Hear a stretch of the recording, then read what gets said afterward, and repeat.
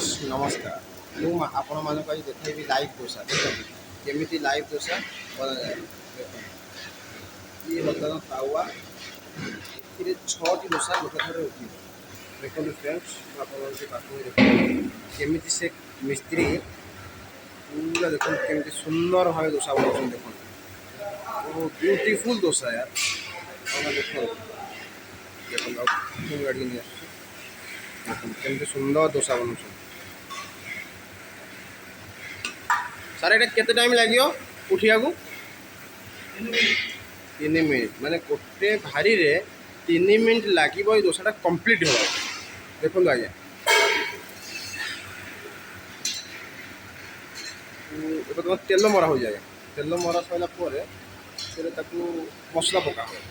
ଦେଖନ୍ତୁ ଏତେ beautiful unique dosa. ଆଉ ଭିଡ଼ିଓରେ ଦେଖିକି କମେଣ୍ଟ କରିବେ କାହାର ଦୋସା ବହୁତ ପସନ୍ଦ। ପ୍ଲିଜ୍ ମୋତେ କମେଣ୍ଟ କରିବେ। ଯାହାର ଦୋସା ଖାଇବାକୁ ମନ ହେବ ଦୋସା ଶିଖିବାକୁ ମନ ହେବ ମୋତେ କମେଣ୍ଟ କରିବେ। ମୁଁ ଆପଣମାନଙ୍କୁ ସାରଙ୍କ ସାଙ୍ଗେ ଡାଇରେକ୍ଟ କଥା କରେଇଦେବି।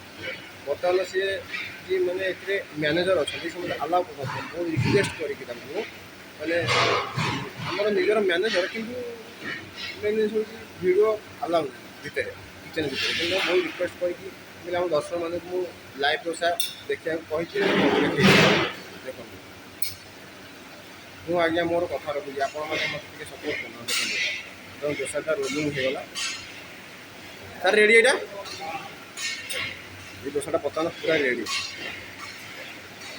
ତାର ଦୋସା ଖାଇବାର ଇଚ୍ଛା ଅଛି ପ୍ଲିଜ୍ ମୋତେ କମେଣ୍ଟ କରନ୍ତୁ, ମୋ ଭିଡ଼ିଓକୁ ସେୟାର କରନ୍ତୁ ଆଉ ସବସ୍କ୍ରାଇବ୍ କରି ଘଣ୍ଟି ବଟନ୍ଟା ଅନ୍ କରିଦିଅନ୍ତୁ। ଦେଖନ୍ତୁ ଆଜ୍ଞା ଦୋସା ପୁରା ରେଡ଼ି।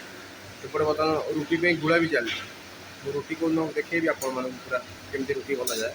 ଦେଖନ୍ତୁ ଦୋସା ରେଡ଼ି ପୁରା। ରହୁଛି ଜୟ ଜଗନ୍ନାଥ ନମସ୍କାର। ମୋ ଭିଡ଼ିଓକୁ ସେୟାର କର, ଲାଇକ୍ କର, କମେଣ୍ଟ କର ଆଉ ସବସ୍କ୍ରାଇବ୍ କରିକି ଘଣ୍ଟି ବଟନ୍ଟା ଅନ୍ କରିଦିଅ ପ୍ଲିଜ୍। ଦେଖନ୍ତୁ କେତେ ଖୁସି ଅଛନ୍ତି ସାର୍।